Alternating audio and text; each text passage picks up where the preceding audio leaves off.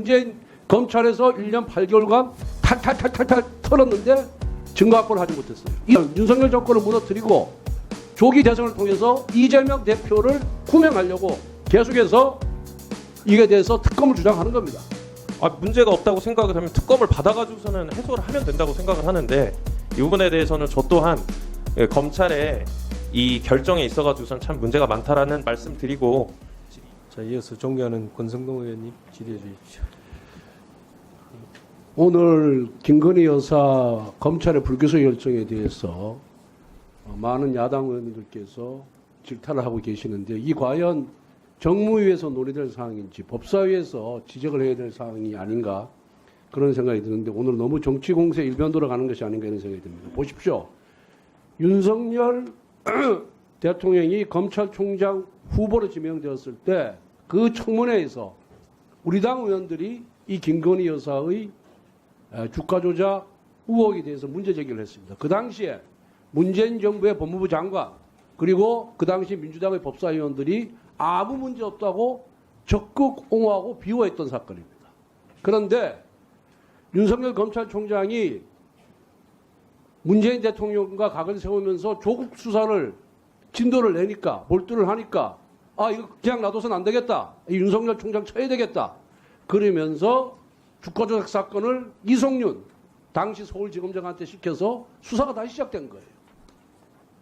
그런데 이성윤 그다음에 이정수 문재인 검찰에서 1년 8개월간 탈탈탈탈탈 털었는데 증거 확보를 하지 못했어요. 이성윤 검사장을 기소하고 싶었는데 수사검사들이 말을 안 들었어요.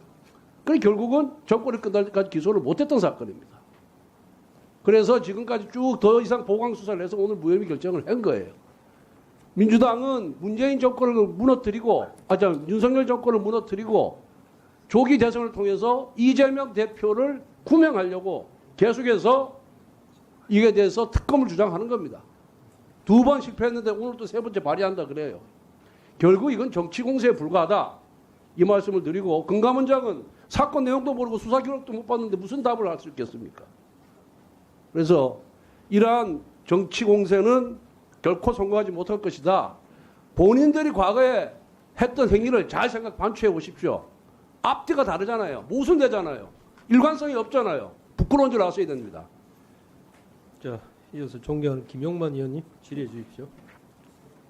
예, 금감원장님께 질의드리기 전에 자꾸 동료 의원님들께서 그 도이치 모터스 주가 조작 혐의와 관련해서 특검법을 싸잡아서 얘기를 하셔가지고 제가 말씀을 안 드릴 수가 없는데요. 그 오전에 지금 3번째 김건희 여사 특검법은 발의가 됐고요. 지금 도이치모터스 주가 조작뿐만이 아닙니다. 이 특검법 안에는 지금 국감에서도 계속 얘기가 되고 있는 관저 이전 및 국가개혁 개입, 김건희 지선, 재보궐, 총선 등 선거 개입, 대선, 경선의 여론 조작, 부정선거, 그리고 조사, 수사, 지연, 혜택, 봐주기 등 여러 가지가 다 포괄이 되어 있는데 마치 뭐 도이치모터스 주가 조작 하나만 가지고 얘기하는 것처럼 얘기를 하셔가지고 그렇지 않다. 얘기를 꼭 드려야 될 것 같아가지고 저는 드렸고요. 그리고 금감원장님 도이치모터스 주가 조작 봐주기에 대해서 아까 동료 의원님께서 뭐 국민들이 화가 난다고 기소를 못한다.